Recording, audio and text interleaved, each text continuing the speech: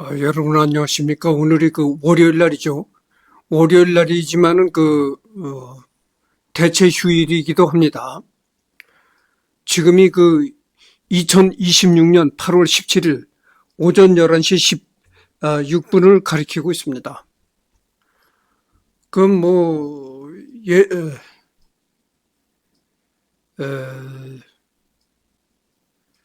여태까지는 그 구글 한국 지사에 세금을 부과하지 않았다고 합니다. 그래서 그 구글 한국 지사가 많은 수입을 올리고 있는데도 그 세금을 내지 않고 한국 땅에서 사업을 했다는 거죠. 그런데 앞으로는 구글 한국 지사에 세금을 물릴 것이다. 이렇게 그 뉴스에 내가 들었어요. 그 영향 때문인지 앞으로는 이 유튜브를 해가지고 유튜브 수입을 올리기가 상당히 더 어려워지는 그런 내년부터 이제 하여튼 그렇다고 합니다. 그래서 앞으로는 유튜브 수입이 상당히 유튜브 수입을 벌기가 어려워질 것이다 그래요. 이 시청 시간과 조회수가 상당히 더 높아지는 겁니다. 그래야 그 수입을 얻을 수가 있지. 굉장히 앞으로는 유튜브를 통해서 수입을 얻기가 어려워지는 그런 시기가 올 것으로 생각합니다. 그러니까 여태까지는 그 한국에 세금을 내질 않고 구글 한국 지사에서 이제 한국 정부에 세금을 내질 않고 그냥 땅 짓고 헤엄치기 식으로 사업을 했다고 하죠. 그러나 앞으로는 한국 정부에서 구글 한국 지사에다가 세금을 물리니까 그러니까 그럼 좋다. 나는 또 유튜버들한테 돈을 더 안 주겠다 이런 식으로 나오는 거죠. 그래서 유튜브 수입을 올리기가 앞으로는 점점 더 어려워진다 이런 얘기입니다. 그럼 나는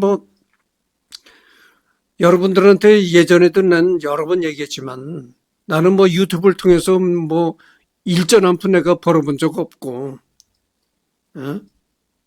내가 이거 조회수 구독자 수에 전혀 내가 신경을 안 쓰고 하는 겁니다. 그러니까 순수한 취미로 하는 거라 앞으로 수입이 어렵다 어쩐다 하더라도 나한테는 전혀 상관이 없는 얘기고 그렇습니다. 그래서 앞으로는 유튜브로 수입을 올리기가 상당히 어려워질 것이라고 생각합니다. 그래서 이번 시간은 여기를 할 차례죠. 관성 개념은 흔히 근대 물리학을 이전 물리학과 구분짓는 가장 중요한 분기점으로 여겨지기 때문에 관성의 창시자 문제는 과학사의 가장 흥미로운 주제 중 하나이다. 가장 흔히 언급되는 인물 중 한 명인 갈릴레오의 경우 앞서 설명했듯이 포물선 운동을 유도하는 과정에서 사상 처음으로 관성의 원리를 물리학에 적용하였다.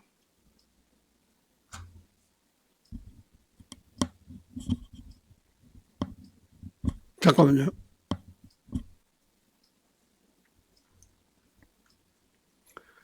당대도 뉴턴 이전까지 어느 정도 알려지게 된 관성 개념을 갈릴레오가 처음 제시한 것으로 여겨 하위 헌스와 뉴턴 등 관성의 법칙을 정립한 학자들은 흔히 갈릴레오를 인용하였다.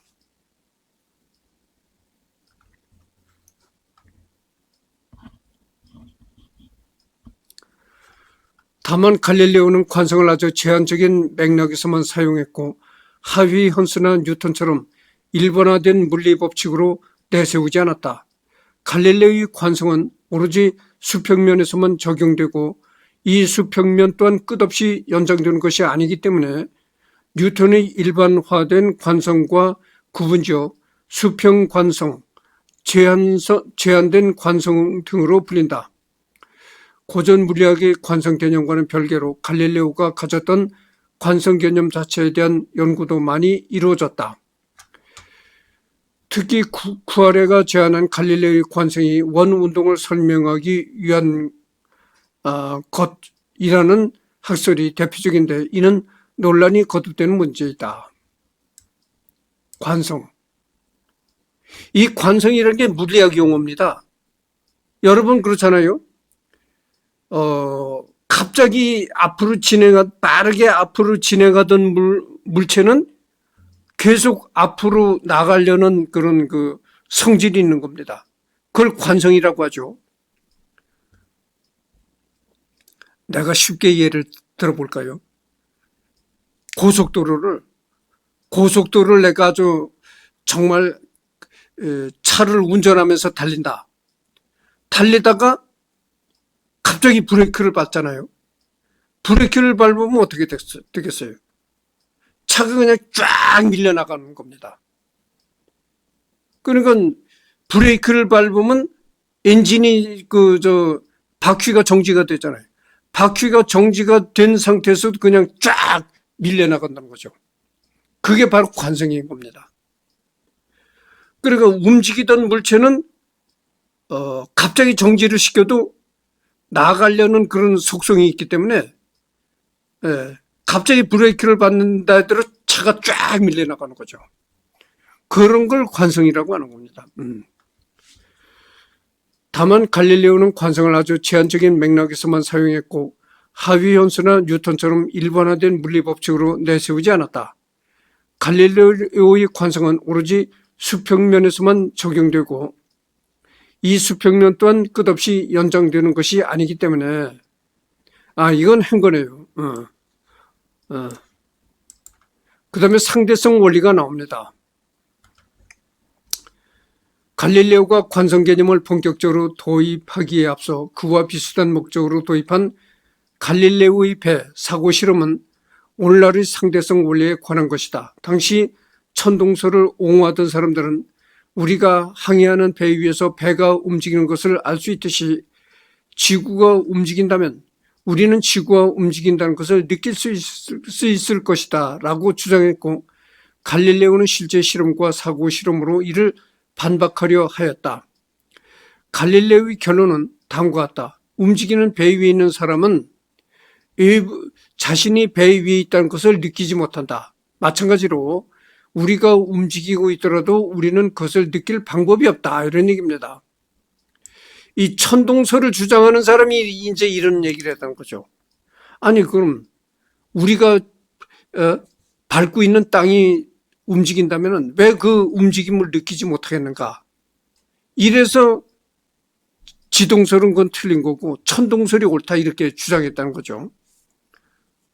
그래서 배를 타고 항해를 해봐라. 배가 움직인다는 걸 느끼잖아. 근데 우리가 지구를 딛고 있어봐라. 발을 지구 땅에다 딛고 있어봐라. 움직인다는 걸 어떻게 느끼느냐? 느낄 수가 없잖아. 근데 무슨 지구가 움직인다는 건 무슨 헛소리냐? 이렇게 주장을 했다는 거죠. 그게 왜냐면은 배라는 것은 배를 타고 가다 보면 배가 간다는 것을 느끼잖아요. 그게 왜 느끼냐면은 갑판에 서서 보면 이렇게 푸른 바닷물을 헤치고 나가는 게 보이잖아요. 그런 게 보이니까 움직인다는 걸 느끼는데 지구는 아무리 이렇게 자전과 공전을 한다 하더라도 바깥을 볼 수가 없다 이거죠. 그러니까 그걸 못 느낀다 그거죠. 그런 얘기입니다. 이제 당신이 어떤 큰 배의 선실에 친구와 함께 있다고 해봅시다. 선실에는 파리와 나비가 날아다니고 금붕어가 들어있는 어항도 있고 병이 하나 매달려 있고 그 밑에 큰 그릇이 있는데 병에서 물이 한 방울씩 떨어지고 있다고 해봅시다. 배가 멈춰 있을 때 주의 깊게 살펴보면 파리나 나비는 어느 방향이나 비슷한 속도로 날아다니고 금붕어는 어항 속에서 한가롭게 헤엄칩니다. 병에서 떨어지는 물방울은 정확히 밑에 있는 그릇으로 떨어집니다. 친구한테 물건을 던진다고 할 때 이쪽 방향으로 던지는 것과 그 반대 방향으로 던지는 것 사이에 차이를 둘 필요는 없습니다. 자, 이제 배가 일정한 속도로 곧바로 움직이고 있다고 해봅시다. 주의 깊게 살펴본다면 이 모든 것이 하나도 달라지지 않음을 알게 될 겁니다. 심지어 당신은 지금 움직이는 배 안에 있는지 아니면 멈춰 있는 배 안에 있는지도 구별하기 힘들 겁니다. 이런 얘기를 했습니다.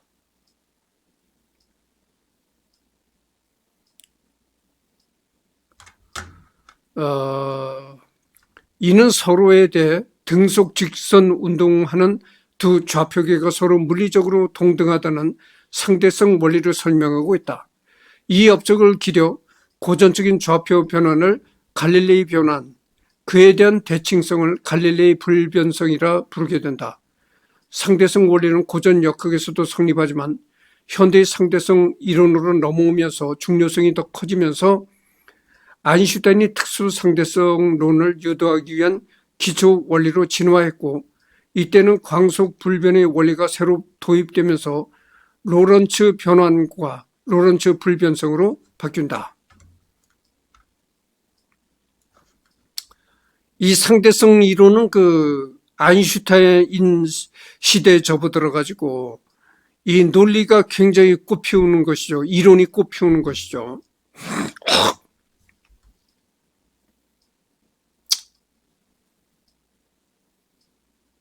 그래서 우리가 기차를 탔을 때, 기차를 탔을 때 창밖을 보면 기차가 움직인다는 걸 알잖아요.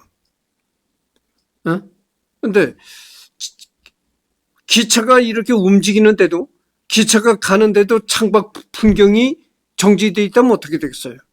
아, 움직이지 않는구나, 이렇게 느낄 수밖에 없다고 하죠. 진작 갈릴레오는 처음으로 진자의 운동에 관심을 기울이고 그에 관한 초보적인 이론을 만들었다. 대표적인, 내가 전번 시간에도 내가 얘기를 했지만, 그럼 왜 우리나라 그 조선시대는 이런 생각을 이런 걸 연구한 사람이 없었을까? 이런 얘기를 전번 시간에 했잖아요. 자, 봅시다. 우리 조선시대는 말이죠, 이렇게 이런 걸 연구하는 사람을 뭐 과학자니 뭐 이렇게 지금은 이런 걸 연구하는 사람을 뭐 과학자도 어쩌다 이렇게 우대를 하지만, 조선시대에 이런 걸 연구하는 사람이 있으면은 말이죠, 뭐라고 했을까요? 잡스러운 것을 연구한다. 하층민이라고 생각을 한 거예요. 이런 걸 연구하는 사람은 잡스러운 것을 연구하는 하층민으로 본 겁니다. 이 조선시대는 그 유학의 관계인 성리학 이런 거를 연구하는 사람을 최고로 쳤어요. 그러니까 여러분들 이율고기 아시잖아요. 이율고기가 뭘 연구했습니까? 이기이원론이란 그런 그 논리를 설파했잖아요. 그래서 이제 조선시대 큰 대학자라고 이제 우대를 받은 겁니다. 이가. 지금 이의 모습이 5만 원짜리인가 거기에도 나와 있잖아요. 그러니까 그게 뭡니까? 이기이원론이라는 그 이론이 뭐냐면은 철학적인 이론입니다. 그러니까 조선시대는 뭐냐면은 우리가 먹고 사는 문제, 뭐 세상 돌아가는 문제 이런 걸 연구하는 사람을 잡스러운 것을 연구한다고 그거를 하층민으로 생각했고, 진짜 먹고 사는 것과는 상관이 없고, 우리가 현실 생활한 것과는 상관이 없이 오로지 이론을 위한 이론, 그러니까 지금으로 말하면 철학, 철학 이론에만 몰두하는 사람을 최고의 선비로 여겼던 거예요. 그래서 그 사회가 그렇다 보니까 이런 걸 연구하는 사람이 없었다는 거죠. 이런 걸 연구해봐야 잡놈이 되는 거예요. 잡스러운 걸 연구하는 잡놈 취급뿐이 안 되는 거야. 그리고 이율고기처럼 이기이원론이니 이런 철학적인 이론을 연구해야, 아, 저 사람이 참 대단한 학자로구나 이렇게 취급을 해준 거야. 그래서 이런 걸 연구한 사람이 없었다 이런 얘기죠. 여러분들 세종임금 시대에 뭐 해시계 만들고 뭐 물시계 만들었잖아요. 그 장영실이라는 사람이 그런 걸 만들었는데, 원래 그 장영실이라는 사람이 뭐 출신이요, 천민 출신입니다. 그리고 그 해시계 뭐 물시계 이런 걸 만들었던 장영실이가 그 사람으로서 끝난 거예요. 그게 저 후대에 그런 게 자꾸 이렇게 계승되고 발전되지 못했다 이런 얘기예요.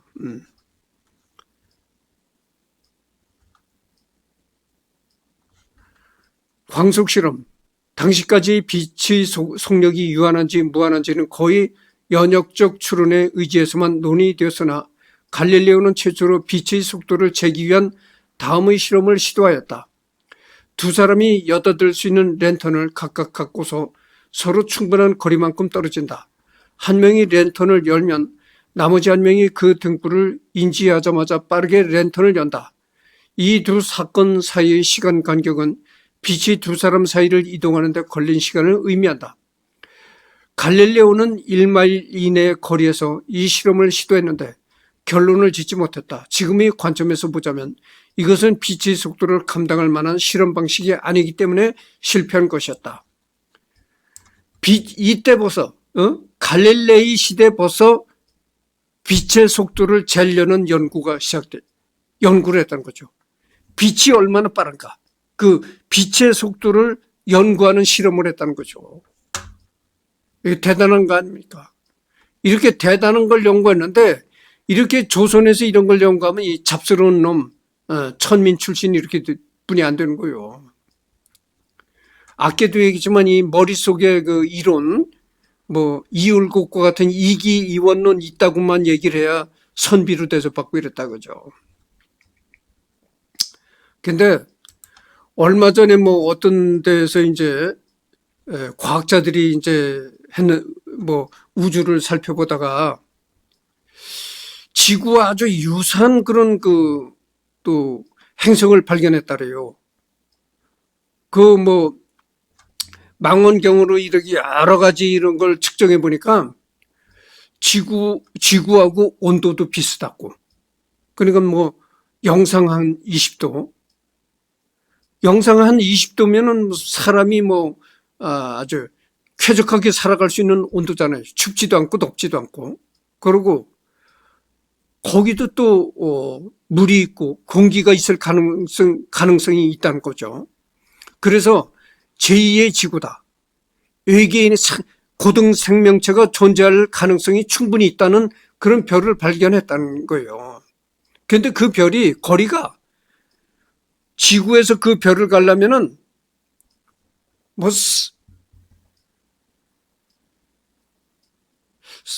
45억 년? 그러니까 못 가는 거예요. 여러분들 그 보이저우가 있잖아요. 보이저우가 지금 40여 년을 날아가나 그렇잖아요.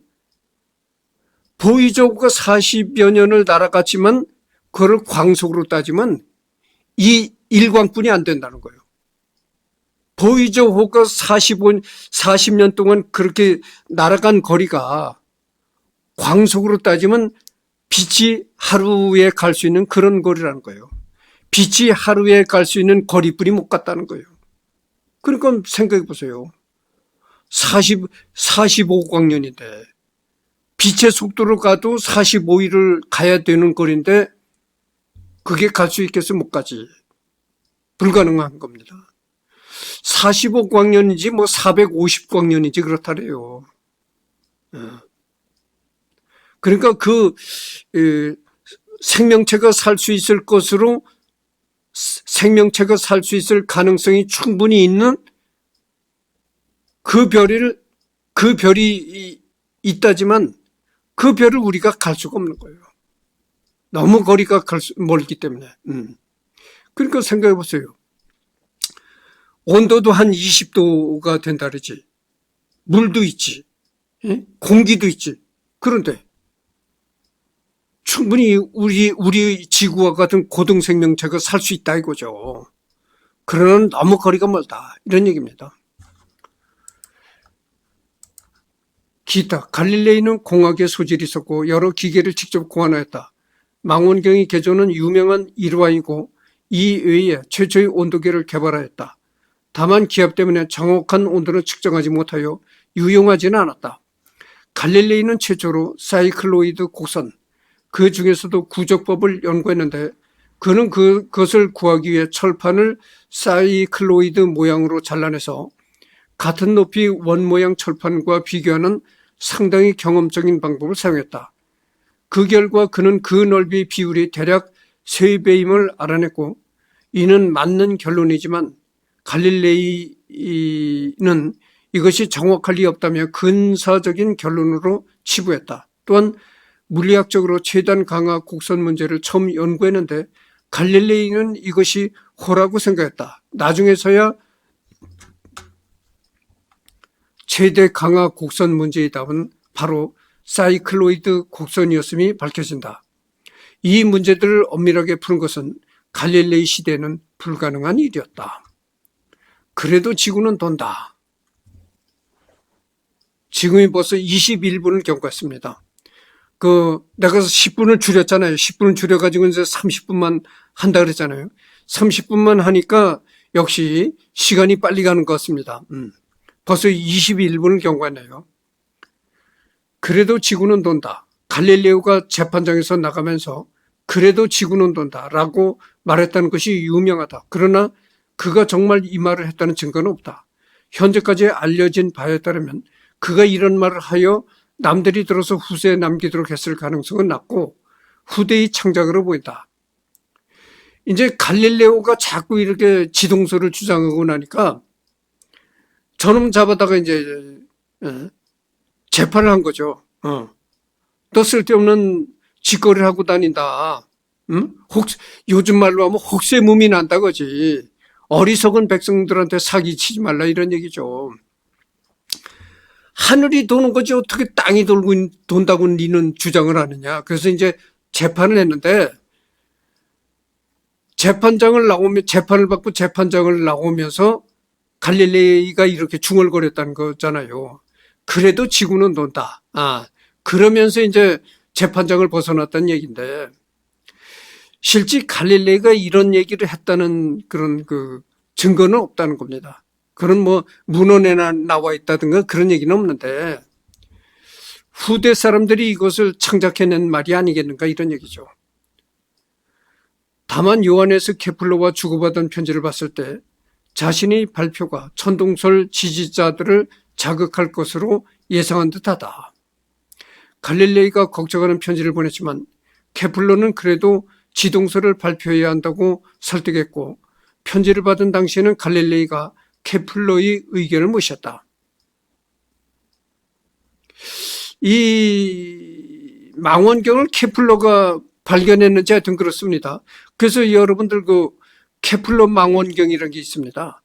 이 케플러의 이름을 붙인 케플러 망원경이라는 게 있어요. 그래서 이 망원경은 내가 처음에 갈릴레이가 망원경을 발명했다 이런 것은 잘못된 것이고 단지 갈릴레이는 남이 발명한 그 망원경을 성능을 개량한 것이죠. 성능 개량자지 발명한 것은 아마 망원경을 발명한 것은 케플러가 아니겠는가 이렇게 생각을 해봅니다.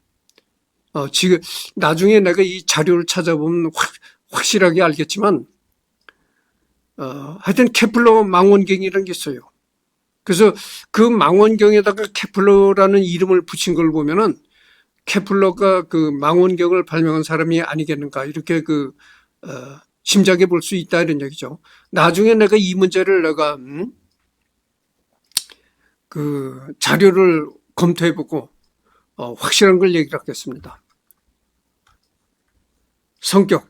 갈릴레오는 논쟁을 즐기는 타입이었기 때문에 당시 기독교를 독실히 믿던 사람들 사이에서 문제의 인물로 찍혔었다. 그의 편지에서는 내 말을 알아주지 못하는 사람들 때문에 열받는다는 식의 불평이 여러 번 발견된다. 대표적인 일화 몇 가지를 소개해 보자면 대학생 시절부터 그는 강사들과 하루가 멀다 하고 싸워서 논쟁꾼이라는 별명을 얻을 정도였다. 갈릴레오와 대학 간의 관계는 한 번도 원만한 적이 없었다. 그는 수십 년 동안 교편을 잡아온 강사들을 조롱하고 비판했고 아리스토텔레스의 낡은 생각을 양처럼 고분고분 받아들인다고 동료 학생들을 비난했다. 그의 이런 반골 기질은 나이를 먹어도 변하지 않아서 기존 학자들은 그를 눈의 가시처럼 여겼다. 그래서 이제 사회생활 여러분들이는 나나 사회생활하는 사람들이잖아요.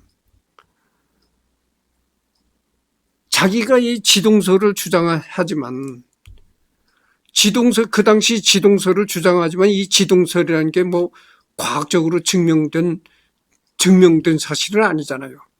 그렇잖아요. 이것이 학문적으로 증명된 이론이 아니다. 그죠? 증명된 이론이 아니니까 거기에 대해서 반론을 제기하고, 말이 많아지는 것은 당연한 거죠. 그래서 자꾸 자기 주장만을 이렇게 주장하고 남과 트러블을 치게 되면요. 어느 조직에서나 어느 곳에서나 남과 이렇게 따돌림을 받게 되는 겁니다. 자꾸 남과 충돌을 일으키고 그래 보십시오. 따돌림을 받을 수밖에 없다 그죠. 그래서 이제 갈릴레이가 그랬다는 거죠. 그러니까 뭐 이 갈릴레이가 지동설을 주장하는 것까지는 좋은데 그 지동설이 힘을 받으려면은 과학적으로 이게 증명이 돼야 된다 이거죠. 근데 과학적으로 증명이 안 된 상태에서 자꾸 지동설을 주장하다 보니까 심지어는 저 갈릴레이가 저놈 이렇게 된 거 아니야? 저놈 미친놈 아니야? 뭐 이런 식으로 따돌림을 받고 있던지 1591년 갈릴레오가 피사 대학교에서 내가 말이죠. 이 또 재미난 내가 얘기를 해드리겠습니다. 내가 클래식 음악 매니아라고 그랬잖아요. 그래서 내가 유튜브라는 것도 구름과 음악의 계곡이라는 제목을 붙여가지고 유튜브를 하잖아요. 그래서 내가 이 클래식 음악을 좋아하다 보니까 그 클래식 음악을 좋아하는 그 속성을 이해 못하는 사람들이 많아요. 그렇잖아요. 지금은 거의 다가 이 대중음악을 좋아하는 사람들이 대다수기 때문에 그런 사람들은 이 클래식 대중음악 좋아하는 입장에서는 이 클래식 음악을 좋아하는 사람을 도저히 이해를 못하는 겁니다. 그렇잖아요. 여러분 그 대중음악이라는 게 뭡니까? 들어보면 가사가 나오는 거예요. 노랫말이 나온다 그죠? 한 번 보고 두 번 보고 자꾸만 보고 쉽네. 그러니까 뜻이 있는 거야. 내용이 있는 거야. 가사가 있으니까 내용이 있다고죠. 노래 한 곡을 들으면 그 노래에 담겨진 뜻이 있다 이거죠. 근데 여러분들 뭐 클래식 교향곡이나 오케스트라가 연주하는 음악을 들어보십시오. 물론 클래식 음악도 소프라노나 테너가 노래하는 노래곡은 있지만 그러나 대다수 그냥 오케스트라가 연주하는 곡은 가사가 없다 그죠. 그냥 악기들이 그냥 연주하는 것뿐이다 그죠. 아니 저기 뭐 아무런 뜻도 없이 그냥 소리만 멍하니 앉아서 소리만 듣는구만. 멍 때린다고 얘기하죠. 멍 때리는구만. 아니 저렇게 아무런 뜻도 없고 소리만 듣는 걸 가지고 뭐 매니아가 된대? 저게 좀 정신적으로 저거 또라이 아니야? 내가 그래서 이 클래식 매니아가 돼서 또라이란 말을 내가 많이 들었어요. 그래서 그건 나는 분명히 그래서 내가 언젠가도 내가 얘기를 했지만 분명히 또 이 시간에 얘기를 합니다. 대중음악을 좋아하는 사람은 클래식 음악을 듣는 사람을 비난하지만 클래식 음악을 듣는 사람은 대중음악 듣는 사람을 비난하지 않습니다. 그런 차이가 있어요. 그래서 더 이상 얘기해봐야 이 갈릴레이 얘기하고는 상관이 없는 얘기니까. 그래서 내가 왜 이런 얘기를 왜 내가 클래식 음악까지 또 얘기가 번졌냐면은 남이 이해를 할 수 없는 사람을 갖다가 물론 진짜 정신병자가 돼서 또라이라고 손가락질 받는 사람도 있겠지만 그게 아니고 남이 이해를 할 수 없는 짓을 하는 사람을 또 또라이라고 하는 거예요. 그렇잖아요. 다 하늘이 돌고 있다고 생각하고 있는데 갈릴레이 하나만 맨날 땅이 돌고 있다 이렇게 얘기를 하니까 그 시대 사람들이 그걸 이해를 전혀 못한 거야. 그렇잖아요. 땅이 돈다는 게 어디 과학적으로 증명된 학문적으로 증명된 사실도 아니고 그런데도 계속 땅이 돈다고 주장하고 다니까 저기 이렇게 된 놈이로구나. 따돌려 버린다는 거죠. 그래서 30분을 경과했습니다. 그래서 오후에 또 한 번 시간이 있으니까 그때는 여기서부터 하도록 하겠습니다. 확실히 10분을 줄이니까 시간이 빨리 가네요. 그래서 내가 이 유튜브라는 것은 큰 취미입니다, 내가. 그래서 이제 유튜브를 꾸준히 해나가고 있는 겁니다.